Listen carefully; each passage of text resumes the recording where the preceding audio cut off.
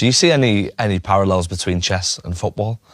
Yes, for sure. I think both in chess and football, the important thing is to control the middle. So that's one thing, that if you control the middle, you control the pitch or the board. And another thing is that often in chess also you attack on one side, force the opponent to overload, and then you switch.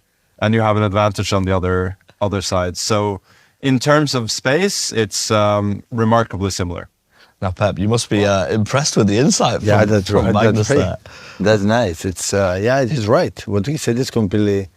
And I think with the way you have to attack defense, why, but the attack depends on the movement of the opponent. So you have to pay attention with the other, the opponent does in every single movement and react in that.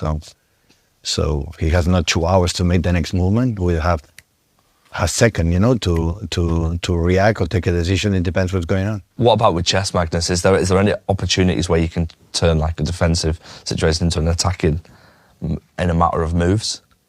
Yeah, absolutely. Once again, it's the same principle. Sometimes if you push forward in chess and you can sit, you can defend, and sometimes you get opportunities to counterattack, and there's again the space in behind. So it's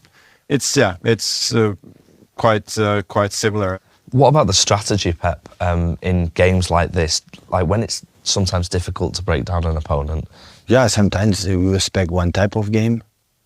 Sometimes you honestly you wait some, and after the opponent thought completely opposite. The trick is during the first minutes, say, oh, we have to do it differently, one or two aspects.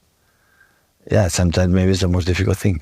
And Magnus, what about you? Changing tactics, do you often do that when things potentially aren't going your way, or is it a case of you have a game plan from the outset and you try and stick to it? It's so nice to listen to this, by the way. Just trying to learn.